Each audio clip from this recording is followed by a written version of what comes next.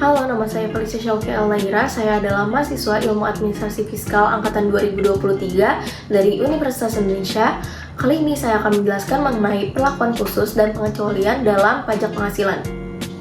Alasan saya mengambil subtopik ini karena menurut saya, objek yang dikenakan pajak penghasilan sudah menjadi pengetahuan umum bagi masyarakat luas. Sedangkan masih banyak yang belum mengetahui tentang adanya perlakuan khusus dan pengecualian dalam objek pajak penghasilan. Pasal 4 Undang-Undang Pajak Penghasilan membagi pemanjakan objek pajak dalam dua kelompok. Yang pertama ada Global Taxation, pasal 4 ayat 1. Yang kedua ada Scheduler Taxation, pasal 4 ayat 2. Scheduler Taxation adalah pengenaan pajak atas penghasilan tertentu dengan tarif khusus yang berbeda dengan tarif umum dan bersifat final. Penghasilan yang dapat dikenai pajak bersifat final yaitu A. Penghasilan berupa bunga deposito dan tabungan lainnya, bunga obligasi dan surat utang negara, bunga atau diskonto surat berharga jangka pendek yang diperdagangkan di pasar uang, dan bunga simpanan yang dibayarkan oleh koperasi kepada anggota koperasi orang pribadi. Selanjutnya ada penghasilan berupa hadiah undian, penghasilan dari transaksi saham dan sekuritas lainnya yang diperdagangkan di bursa. Yang keempat, penghasilan dari transaksi pengalihan harta berupa tanah dan atau bangunan, usaha jasa konstruksi, usaha real estate, dan persewaan tanah dan atau bangunan. Dan yang terakhir, penghasilan dari usaha yang diterima atau diperoleh wajib pajak yang memiliki peredaran bruto tertentu yang diatur dalam peraturan pemerintah. Sebelumnya, saya akan menjelaskan secara garis besar mengenai pajak penghasilan biasa dan pajak penghasilan dengan perlakuan khusus. Pajak penghasilan biasanya menggunakan penghasilan neto, sedangkan pajak penghasilan final atau yang diperlakukan secara khusus menggunakan penghasilan bruto. Lalu, pajak penghasilan menggunakan tarif progresif, sedangkan pajak penghasilan final menggunakan tarif tetap yang berbeda-beda persenannya setiap jenisnya. Maksud atau latar belakang adanya perlakuan khusus karena ada penghasilan-penghasilan yang perlu diberikan perlakuan tersendiri dalam pengenaan pajaknya. Sebab, yang pertama, perlu adanya dorongan dalam rangka perkembangan investasi dan tabungan masyarakat. Yang kedua, kesederhanaan dalam pemungutan pajak. Yang ketiga, berkurangnya beban administrasi baik bagi wajib pajak maupun Direktorat Jenderal Pajak. Yang keempat, pemertaan dalam pengenaan pajak. Yang terakhir, memerhatikan perkembangan ekonomi dan moneter. Lalu, dalam aspek pengecualian objek pajak penghasilan, di dalam pasal 4 ayat 3 Undang-Undang Pajak Penghasilan menyebut beberapa tambahan kemampuan ekonomis yang karena berbagai alasan dikecualikan dari objek pajak.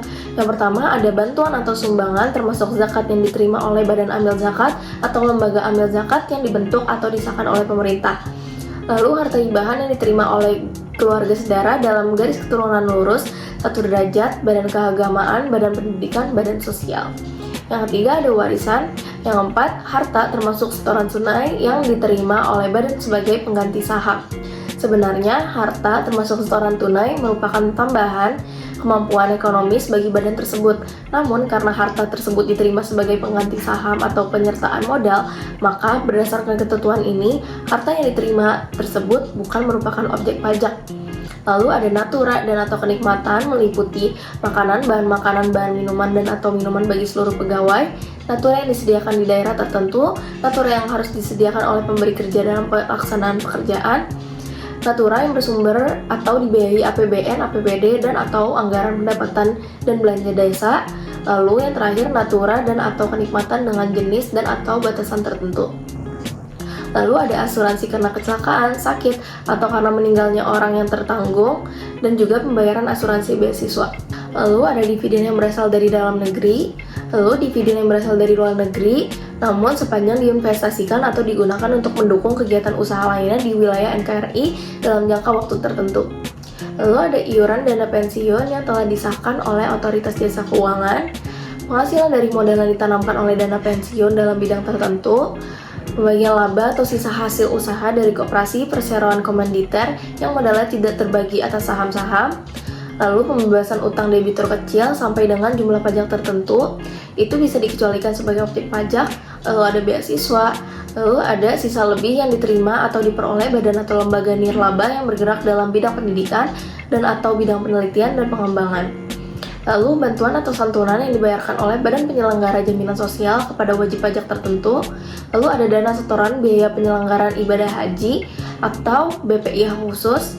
Lalu sisa lebih yang diterima oleh badan atau lembaga sosial dan keamanan yang terdaftar pada instansi yang ditanamkan kembali dalam bentuk sarana dan prasarana sosial dan keagamaan dalam jangka waktu paling lama 4 tahun sejak diperolehnya sisa lebih tersebut. Demikian tadi adalah penjelasan saya mengenai pengecualian dan perlakuan khusus dalam pajak penghasilan.